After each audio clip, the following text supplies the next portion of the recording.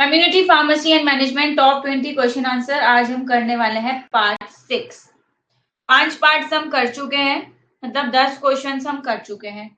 आज हम जो करने वाले हैं वो पार्ट 6 करने वाले हैं।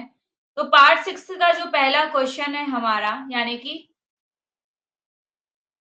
हमारा क्वेश्चन नंबर 11 आज का जो है वो है what is the importance of health screening service. Health screen service के बारे में क्वेश्चन पूछा गया है। इसी में ही सेकंड क्वेश्चन पूछा गया है explain about the testing of blood pressure.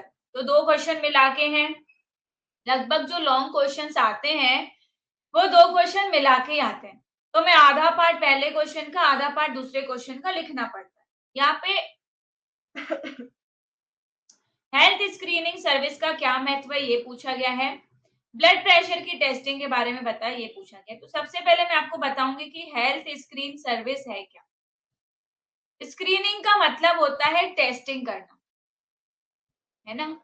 Testing करना, टेस्ट करना, ठीक है, उसको स्क्रीनिंग कहा जाता है। जब हम अपने हेल्थ की टेस्टिंग कराते हैं, ठीक है, हेल्थ की टेस्टिंग के लिए जो सर्विसेज होती हैं उसको हेल्थ स्क्रीनिंग सर्विसेज कहते हैं। ठीक है, इसी को जब हम आंसर के फॉर्म में कैसे लिखेंगे, आप सबको जैसे पता होगा कि हम लोगों को रेगुलर इंटरवल पे बॉडी चेकअप कराना चाहिए। क्यों कराना चाहिए? क्योंकि हमें कई सारी ऐसी बीमारियां हो सकती हैं अंदरूनी, जिसके साइन एंड सिम्टम्स अभी हमें नहीं दिख रहे हैं, लेकिन आगे जाके वो जो साइन एंड सिम्टम्स दिखेंगे वो बहुत ज्यादा भारी मात्रा में दिखेंगे, बहुत ज्यादा तेज दिखेंगे, जिससे वो हो सकता है बीमारी और ग्रसित रूप ले चुकी। ठीक है, तो जो रेगुलर बॉडी चेकअप्स होते हैं, इस ये जो टेस्ट होते हैं इसको ही हेल्थ स्क्रीनिंग टेस्टिंग कहा जाता है, जो आम लोग तो नहीं कराते हैं, बहुत कम लोग कराते हैं। आंसर के फॉर्म में हम इसको कैसे लिखेंगे? आंसर के फॉर्म में सबसे पहले हम हेल्थ स्क्रीनिंग की डेफिनेशन लिखेंगे। It is defined as search of unrecognised disease, मतलब कोई ऐसी बीमारी है जो छुपी हुई है, ठीक है, और defect by means of rapidly applied test. अब कोई ऐसी बीमारी है जो छुपी हुई है, या कोई ऐसा बॉडी में डिफेक्ट है जो दिख नहीं पा रहा है हमको, तो उसको हम कैसे पता करेंगे? उसको हम किसी टेस्ट के द्वारा पता करेंगे, किसी एग्जामिनेशन के द्वारा पता करेंगे, या किसी दूसरे प्रोसीजर द्वारा पता करेंगे। किसी हेल्थी इंडिविजुअल में उसको कहा जाता है हेल्थ स्क्रीनिंग। सिंपल भाषा में it means detection of diseases, यानी किसी बीमारी का जब हम पता लगाते हैं उसको हेल्थ स्क्रीनिंग टेस्ट कहा जाता है। इसलिए मैंने आपको पहले ही बताया कि स्क्रीनिंग का मतलब होता है टेस्ट करना, पता करना, है ना। तो हेल्थ स्क्रीनिंग क्या हो गया? स्वस्थ व्यक्ति में तेजी से किए गए परीक्षण, जांच या अन्य प्रक्रियाओं के माध्यम से जब हम अनजान बीमारी या दोष की खोज करते हैं तो उसको हेल्थ स्क्रीनिंग के बारे में परिभाषित किया गया है। हेल्थ स्क्रीन का सीधा सा मतलब है बीमारी का पता लगाना। किसी भी हेल्दी इंडिविजुअल में किसी भी टेस्ट या एग्जामिनेशन प्रोसीजर द्वारा बीमारी के पता लगाने को हेल्थ स्क्रीनिंग कहा जाता है। इसकी क्या इंपॉर्टेंस है, यानी कि हेल्थ स्क्रीनिंग का क्या महत्व है? तो सबसे पहले इंपॉर्टेंस है कि अगर आपकी बॉडी में कोई बीमारी है तो उसका जल्दी पता लग जाता है ना। बीमारी का जल्दी पता चल जाता है हेल्थ स्क्रीनिंग टेस्टिंग के द्वारा। It identifies conditions like high blood pressure. जब आप टेस्ट कराते हो, रेगुलर बॉडी चेकअप कराते हो, तो अगर आपकी बॉडी में हाई बीपी की प्रॉब्लम है तो वो पता चल जाती है। किसी को ब्लड शुगर यानी कि डायबिटीज की प्रॉब्लम है तो वो पता चल जाती है। कैसे पता चलेगी? जब आपका ब्लड ग्लूकोज टेस्ट होगा और उसमें ग्लूकोज का लेवल, ग्लूकोज का कंटेंट सही नहीं निकलेगा तो तब भी पता चल जाएगा। कोलेस्ट्रॉल का लेवल किसी का सही नहीं निकलेगा, तब पता चल जाएगा कि हाँ कोई खतरनाक बीमारी हो सकती है। और ये सारी चीजें जब एसिम्प्टोमेटिक होती हैं, मतलब हमारी बॉडी में इसके कोई लक्षण भी नहीं होते, ठीक है, तब अगर हम ये टेस्ट कराते हैं तो हमें जल्दी से बीमारी का पता चल जाता है और हम इजीली इसको मैनेज कर पाते हैं। ये होता है हेल्थ स्क्रीनिंग का सबसे बड़ा महत्व कि बीमारी का जल्दी पता चल जाता है। किसी को हाई बीपी है, ब्लड शुगर की समस्या है, कोलेस्ट्रॉल लेवल जैसी स्थितियों का पता चलता है, और उनमें तब पता चलता है जब कोई लक्षण भी नहीं होते और उन्हें मैनेज करना बहुत आसान हो जाता है। दूसरी क्या इंपॉर्टेंस है, दूसरा है जैसे ही हमें बीमारी पता चल गई तो हमारी हेल्थ इंप्रूव हो जाती है, हमारा स्वास्थ्य परिणाम और बेहतर हो जाता है। यानी कि अर्ली इंटरवेंशन, यानी कि जितना जल्दी पता हो सकेगा उतनी कम बीमारी फैलेगी, उतना इफेक्टिव इलाज होगा। जितना इफेक्टिव इलाज होगा उतना आप उसको अफोर्ड कर पाओगे। आपको पता है ना कि चोट अगर जरा सी लगी है तो इलाज थोड़ा आएगा, बीमारी बहुत बड़ी है तो ट्रीटमेंट बहुत कॉस्टली होता है, और इसके साथ साथ इससे हम सीरियस कॉम्प्लिकेशन से भी बच जाते हैं।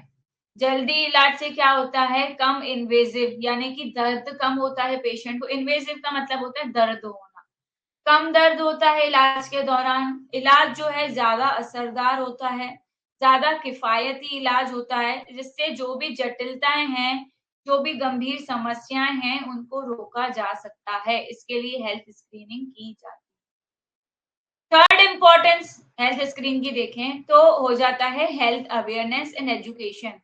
इंसान जो है स्वास्थ्य के बारे में और जागरूक हो जाता है, उसे अच्छी शिक्षा मिलती है। जब हम पेशेंट को एजुकेट करते हैं, उनके हेल्थ स्टेटस के बारे में बताते हैं, उनको रिस्क फैक्टर के बारे में बताते हैं, उनकी फैमिली हिस्ट्री जानने के बाद, और हम उनको इनकरेज करते हैं कि आपको अपनी लाइफस्टाइल कैसे सुधारनी चाहिए, तो इससे और जागरूकता जागती है। जैसे आजकल आपने बहुत सारे एडवर्टीजमेंट्स देखे होंगे कि आप ये वाला ऑयल यूज करो, इससे हार्ट अटैक के चांसेस कम हो जाते हैं। पहले के जमाने में क्या होता था, घी यूज किया जाता था जिसमें कोई मिलावट नहीं होती थी, बीमार नहीं होते थे लोग। आजकल तरह तरह के खाद्य पदार्थ यूज होते हैं जिससे बहुत ज्यादा लोग बीमार होते हैं। ठीक है, तो ये हेल्थ अवेयरनेस और ये जो एजुकेशन है ये एडवर्टीजमेंट द्वारा दी जाती है, पेशेंट के हेल्थ स्टेटस को जान के दी जाती है। फिर उनको लाइफस्टाइल की चॉइसेस के बारे में बताया जाता है कि आपको क्या खाना पीना चाहिए, कौन सी चीजें आपको अवॉइड करनी चाहिए। जैसे आपने एडवर्टीजमेंट में देखा होगा, आप सफोला का ऑयल खाओ, है ना, लाइट वेट रहता है, एब्जॉर्ब हो जाता है, ज्यादा हार्ट डिजीजेस नहीं कॉज करता है। तो इन सारी चीजों से क्या होता है, मरीजों को उनकी स्वास्थ्य स्थिति पता चलती है, जोखिम कारक पता चलते हैं जब हम उन्हें शिक्षित करते हैं, और स्वस्थ जीवन शैली चुनने में उन्हें प्रोत्साहन मिलता है। नेक्स्ट होता है मैनेजमेंट ऑफ क्रोनिक डिसीजेस, यानी पुरानी बीमारियों का प्रबंधन आसानी से हो पाता है जब आप हेल्थ स्क्रीनिंग टेस्टिंग कराते हो तो, है ना। It helps in monitoring chronic disease and preventing exacerbations, यानी कि पुरानी बीमारियों की निगरानी आप रख पाते हो जब आप टेस्ट कराते हो, और उन्हें बिगड़ने से रोकने में भी मदद मिलती है जब आप हेल्थ स्क्रीनिंग टेस्टिंग कराते हो।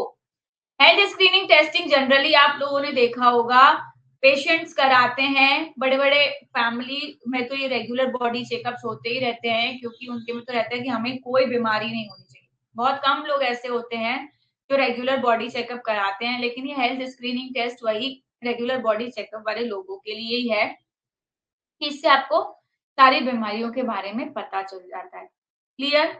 अब इसी में ही हमसे नेक्स्ट क्वेश्चन क्या पूछा था कि आप बीपी को मेजर कैसे करोगे, यानी कि ब्लड प्रेशर टेस्टिंग कैसे करोगे। तो ब्लड प्रेशर टेस्टिंग मुझे यहाँ लगता है सबको ही आता होगा, सबको ही पता होगा कि बीपी कैसे टेस्ट किया जाता है। आप लोगों ने बीपी की मशीन तो देखी होगी, उसमें इस तरह से रबर वाला वो लगा रहता है पंप, उसको दबाते हैं, कपड़ा रहता है, उसको पेशेंट के हाथ पे बांधा जाता है। यहाँ बीपी का मशीन का लेवल होता है जो नीचे ऊपर जाके हमको स्केल पे दिखाता है कि बीपी कितना है। पेशेंट यहाँ पे सामने चेयर पे बैठा रहता है ना, ये सबको पता है कि ये पेशेंट बैठा है, थोड़ा पतला है मेरा पेशेंट, थोड़ा कुपोषित है, ठीक है, लेकिन इस तरह से बीपी जो है नापा जाता है ना। तो ब्लड प्रेशर कैसे टेस्ट किया जाता है वो आपको लिखना है, ठीक है। थोड़ा पेशेंट को इग्नोर करना है, अच्छा नहीं बन पाया है, बाकी आप सबको पता है कि ब्लड प्रेशर कैसे मेजर किया जाता है। हाँ, इलेक्ट्रॉनिक भी आता है कि आप डायरेक्टली इलेक्ट्रिसिटी यानी इलेक्ट्रॉनिक चीजों के थ्रू भी बीपी को मेजर कर सकते हो, ठीक है। हाँ, अरे थोड़ा हाथ पैर, थोड़ा मैं पूरा बना नहीं पाई हूँ। ये लो, एक पैर आ गया, ये एक हाथ आ गया, ये एक और हाथ आ गया, ये हाथ पे पट्टी चढ़ी है, ठीक है, थोड़ा मैनेज कर लो यार। अब वो ज्यादा सुंदर भी नहीं बन पाया ये उसके बाल, ठीक है, चलो। हाँ, ज्यादा बड़ी मशीन बन गई है पेशेंट से, मैं दिखाना चाह रही थी, मुझे नहीं पता था पेशेंट बनाऊंगी, वरना पेशेंट ज्यादा बड़ा बनाती मैं।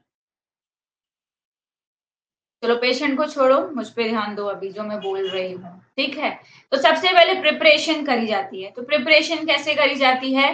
Patient rest quietly for 5 minutes. वैसे ऐसा करवाते नहीं है, डॉक्टर के पास जाते हो तो डॉक्टर वैसे 5 मिनट बिठाता नहीं है, पर प्रोसीजर यही कहता है कि पेशेंट अगर आया तो पहले 5 मिनट उसको शांति से बिठाओ, क्योंकि अगर उसका बीपी बढ़ा हुआ भी है ना, अगर वो घर पे लड़ झगड़ के भी आए तो उसका बीपी नॉर्मल हो जाए। इसीलिए सबसे पहला कहा जाता है कि पेशेंट को 5 मिनट रेस्ट क्वाइटली शांति से बिठाओ। अवॉइड कैफीन, उसको किसी तरह का कैफीन नहीं होना चाहिए, चाय कॉफी नहीं पूछना है, वैसे कि पेशेंट से कोई नहीं पूछता है। वो स्मोकिंग किया हुआ नहीं होना चाहिए, और हो सके तो 30 मिनट पहले एक्सरसाइज करके वो आया हो तो बहुत ही बढ़िया है ना। पेशेंट ने शॉर्ट स्लीव्स पहनी हो तो बढ़िया, नहीं पहनी हो तो उसकी स्लीव्स को फोल्ड करा के यहाँ तक फोल्ड करना है, क्योंकि हमको तो बीपी मेजर करना है ना। ठीक है, तो क्या करना है तैयारी, मरीज 5 मिनट तक शांति से आराम करे, उसको बैठने देना है। 30 मिनट पहले से उसको कैफीन नहीं देना है, धूम्रपान नहीं देना है, एक्सरसाइज भी उसको नहीं करनी है। ठीक है, छोटी आस्तीन वाले कपड़े पहनने हैं, या अगर ज्यादा आस्तीन बड़ी पहनी है तो आस्तीन को रोल अप कर देना है। ठीक है, ये मैं पूछ के बताऊंगी सना। सेकेंड स्टेप क्या करना है, दूसरा पोजीशनिंग, यानी कि उसकी बैठने की स्थिति। Patient sits with back supported, जो भी पेशेंट बैठे, जैसे अभी मैं बैठी हूँ बैक से सपोर्ट करके, पीठ टिका के इस तरह से उसको बिठाना है। Feet flat on the floor, पैर जो है बिल्कुल जमीन पे होनी चाहिए। Arm supported at heart level, और हाथ जो है हार्ट से सपोर्टेड होना चाहिए ना। मरीज पीठ के सहारे बैठे, फर्श पर पैर सीधे रखने हैं, बाह दिल के लेवल पर टिकी होगी। ठीक है, फिर कफ एप्लीकेशन, यानी कि करेक्ट साइज का कफ हम उसके अपर आर्म पे लगाएंगे, यानी वो जो बीपी वाला पट्टा होता है ना उसको कफ कहते हैं, है ना। तो वो कफ वाला सही साइज का कफ ऊपरी बाह पर अच्छी तरह से लगाया जाता है। ये थर्ड स्टेप होता है। चौथा स्टेप पे आते हैं अपन, मेजर करते हैं अब बीपी। ठीक है, अगर वो घर पे लड़ झगड़ के आया होगा तो उसका बीपी बढ़ा हुआ निकलेगा, शांत स्वभाव का होगा मेरी तरह तो बीपी नॉर्मल निकलेगा, है ना। तो a validated digital blood pressure monitor is used to measure systolic and diastolic blood pressure. दो ब्लड प्रेशर हम मेजर करते हैं, तो डिजिटल ब्लड प्रेशर मॉनिटर आ गए हैं आजकल, जिससे हम सिस्टोलिक ब्लड प्रेशर मेजर करते हैं। ठीक है, और डायस्टोलिक ब्लड प्रेशर मेजर करते हैं। ठीक है, हाँ मापते हैं मेरी तरह ही, मेरा जैसे एकदम नॉर्मल रहता है तुम लोगों की क्लास में। तो सिस्टोलिक और डायस्टोलिक ब्लड प्रेशर के लिए मान्य डिजिटल ब्लड प्रेशर मॉनिटर का इस्तेमाल किया जाता है। जैसे अभी तुम सबका फोकस मेरे बैकग्राउंड पे है जिसमें डिस्क चली गई है, ऐसा वातावरण आ रहा है, लेकिन तुम लोगों का फोकस मेरे ऊपर नहीं है कि लाइट जाने के बाद भी मैं क्लास ले रही हूँ, है ना। तो मुझ पे फोकस करो, कितना नॉर्मल बीपी से मैं क्लास ले रही हूँ। ठीक है, तो सिस्टोलिक और डायस्टोलिक ब्लड प्रेशर नापा जाता है, फिर नापने के बाद इंटरप्रेट किया जाता है। ठीक है, इंटरप्रेट मतलब पता किया जाता है कि बीपी सही आ रहा है कि नहीं आ रहा है। ठीक है, नॉर्मल बीपी कितना होता है, 80 से 120, सबको पता है नॉर्मल बीपी कितना होता है, 80 से 120। हाई बीपी कितना रहता है, जब 120 से ज्यादा होता है। ठीक है, उसको एलिवेटेड या हाइपरटेंशन कहते हैं। और जब उससे और ज्यादा आएगा तो उसको हाइयर रीडिंग, यानी कि हाइपरटेंशन की problem. Pharmacist provide education on diet, pharmacist कहते हैं कि आप अपने डाइट पे ध्यान दो, कम सॉल्ट लो, एक्सरसाइज करो, अपने वेट को मैनेज करो, स्मोकिंग मत करो, और डॉक्टर के पास कंटिन्यू जाओ अपने डायग्नोसिस और ट्रीटमेंट के लिए। ठीक है, ऐसा फार्मासिस्ट कहते हैं। हिंदी में यही लिखा है कि अगर बीपी सामान्य है तो 80 से 120 की रेंज में आएगा, बढ़ा हुआ है तो 120-80 से ज्यादा आएगा। हाइपरटेंशन कहा जाता है जब रीडिंग बहुत ज्यादा आती है, तब फार्मासिस्ट कहता है कि डाइट में कम नमक लो, एक्सरसाइज करो, वजन को कंट्रोल करो, धूम्रपान छोड़ने के बारे में जानकारी दी जाती है, और जांच और इलाज के लिए डॉक्टर के पास भेजा जाता है। ये देखो, ये मेरी पिक्चर है जब मैं बूढ़ी हो जाऊंगी, जब मेरा पढ़ा पढ़ा के बीपी बहुत बढ़ जाएगा, जब मैं बीपी चेक कराने जाऊंगी। ठीक है, तब मेरे वाले इतने हो जाएंगे, तब मैं जाऊंगी बीपी चेक कराने, कि चेयर पे एकदम सीधी बैठूंगी, पैर बिल्कुल जमीन पे टच होंगे, हाथ जो है बिल्कुल हार्ट के लेवल पे होगा। ठीक है, ये बीपी वाली मशीन होगी, ये कफ मैंने लगाया होगा अपने हाथ पे, और पढ़ा पढ़ा के जब मेरा बीपी बढ़ चुका होगा तुम लोगों के साथ सिर खपा खपा के, तब मेरी उम्र इतनी हो चुकी होगी। ठीक है, तब आप सब रजिस्टर्ड फार्मासिस्ट बन चुके होंगे कहीं। हाँ भैया, बुढ़ापे में तो मोटी होंगी, अभी इतनी पतली हूँ, कभी तो मोटी होने दो। हाँ, थोड़ा तो मोटा होने दो बुढ़ापे में। थोड़ी तो होंगी ना मोटी बुढ़ापे में, मेंटेन करूंगी और क्या। ठीक है, चलो, सभी को समझ में आया? इतनी मोटी नहीं होंगी, चलो थोड़ी हो जाएंगी। चलो, ये है हमारा next question. Discuss different test involve in blood sugar testing. Blood sugar testing में शामिल होने वाले अलग अलग टेस्ट पे आपको चर्चा करनी है। ब्लड शुगर टेस्ट हम कब करते हैं? ब्लड शुगर टेस्ट हम कब करते हैं? जब हमें डायबिटीज हो जाता है ना। जब हमें डायबिटीज हो जाता है तब हम ब्लड शुगर टेस्ट करते हैं। तो ब्लड शुगर टेस्ट में कौन कौन से अलग डिफरेंट टेस्ट होते हैं उसके बारे में आपको लिखना है ना। जो डिफरेंट डिफरेंट टेस्ट होते हैं ड्यूरिंग ब्लड शुगर टेस्ट, उसके बारे में हमको यहाँ पे लिखना है। तो सबसे पहले हम लिस्ट देख लेते हैं कि कौन कौन से टेस्ट होते हैं। तो ब्लड शुगर यानी कि ग्लूकोज टेस्टिंग लेवल में बहुत सारे मेथड होते हैं। जैसे होता है फास्टिंग ब्लड शुगर टेस्ट, इसको हम 8 घंटे के बाद लेते हैं बिना खाए, यानी कि ओवरनाइट हमने रात में खाना खा लिया और सुबह जैसे ही हम भूखे हैं तो हम अपना ब्लड ग्लूकोज लेवल टेस्ट कराते हैं, उसको फास्टिंग ब्लड शुगर टेस्ट कहा जाता है। दूसरा आता है रैंडम ब्लड शुगर टेस्ट, जो किसी भी टाइम करा जाता है क्विकली चेक करने के लिए कि ग्लूकोज का लेवल कितना है। तीसरा होता है पोस्ट प्रैंडियल यानी पीबीपीएस टेस्ट, जो खाने के 2 घंटे बाद करा जाता है, ये देखने के लिए कि खाने से क्या इफेक्ट पड़ रहा है ना। फिर आता है HbA1c टेस्ट और आता है ओरल ग्लूकोज टॉलरेंस टेस्ट, जिसको OGTT कहा जाता है। OGTT में क्या करते हैं? How the body process a sugary drink. अगर आपने कोई मीठी ड्रिंक ली है तो बॉडी उसको कैसे डील कर रही है, ठीक है, उसका डायग्नोसिस किया जाता है और आपको डायबिटीज को कैसे मैनेज करना है उसको बताया जाता है ब्लड शुगर टेस्ट।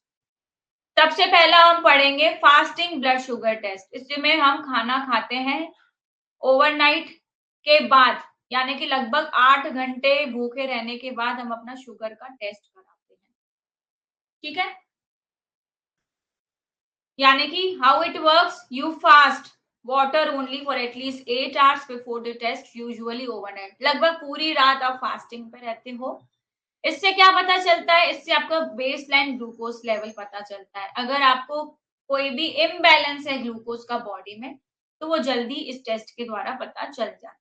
आम ब्लड शुगर टेस्ट, जिसको हम फास्टिंग ब्लड शुगर टेस्ट कहते हैं, ये कैसे काम करता है? टेस्ट से पहले आपको कम से कम 8 घंटे तक फास्टिंग करनी होती है, सिर्फ आप पानी पी सकते हो आमतौर पर रात भर। इससे क्या पता चलता है? इससे आपको बेसिक ग्लूकोज लेवल पता चलता है, जिससे शुरुआती असंतुलन का पता चल सकता है।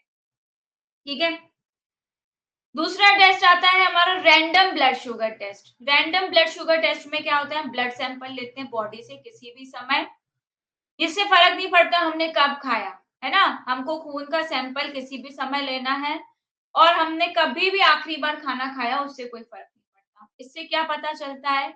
इससे हमें तुरंत पता चलता है हमारी बॉडी में ब्लड में शुगर का लेवल कितना है। ठीक है, जनरली हम इसको तब करते हैं जब हमें लगता है कि हमारी बॉडी में डायबिटीज के बहुत ज्यादा सिम्टम्स आ रहे हैं। ठीक है, तो इस टेस्ट से क्या पता चलता है? ये हमें ब्लड शुगर का एक क्विक स्नैपशॉट देता है। तो हमें डायबिटीज के लक्षण होते हैं तब हमारे लिए बहुत ये उपयोगी होता है। ठीक है, थर्ड टेस्ट आता है पीबीपीएस टेस्ट, यानी कि post prandial test. Post prandial test क्या होता है? इसमें हम खाना खाते हैं और खाना खाने के 2 घंटे बाद हम सैंपल लेते हैं, है ना, यानी कि खाना खाने के 2 घंटे के बाद खून निकाल के सैंपल लिया जाता है। इससे हमें क्या पता चलता है? How well your body process sugar after eating catching hidden spikes. इससे हम खाना खाने के बाद ये पता चलता है कि हमारे शरीर में शुगर कितनी अच्छी तरह से प्रोसेस हो रहा है। अगर कोई छुपे हुए स्पाइक्स हैं, छुपे हुए स्पाइक्स मतलब कोई छुपे हुए लक्षण है जो हमें नहीं दिख रहे हैं, तो वो हमें इस टेस्ट के द्वारा पता चल जाता है। ठीक है, इस टेस्ट के द्वारा हमको पता चल जाता है कि हमारी बॉडी में क्या क्या दिक्कतें हैं डायबिटीज से रिलेटेड। लास्ट टेस्ट है HbA1c यानी कि glycated haemoglobin test. How it works? It measures the percentage of hemoglobin in your red blood cells. इसमें आपके आरबीसी में कितना हीमोग्लोबिन का कंटेंट, कितना परसेंटेज है वो पता चलता है. Reflecting average levels over 2 to 3 months यानी कि 2 से 3 महीने तक का लेवल ये आपको दिखाता है. What it shows? Long term blood sugar control. लंबे समय तक ब्लड शुगर लेवल कैसे कंट्रोल करना है, इसमें किसी भी फास्टिंग की जरूरत नहीं होती है ना. HbA1c जिसे ग्लाइकेटेड हीमोग्लोबिन टेस्ट कहा जाता है. किस तरह से काम करता है ये आपकी लाल रक्त कोशिकाओं में शुगर से जुड़े हीमोग्लोबिन का प्रतिशत मापता है, जो पिछले 2-3 महीनों के औसत लेवल को दिखाता है. यह क्या दिखाता है? लंबे समय तक ब्लड शुगर कंट्रोल. इसके लिए फास्टिंग की कोई जरूरत नहीं होती है ना. तो इतने टेस्ट के बारे में अगर आपने लिख लिया अपने आंसर में, तो आपके आंसर के फुल मार्क्स बिल्कुल पक्के हैं.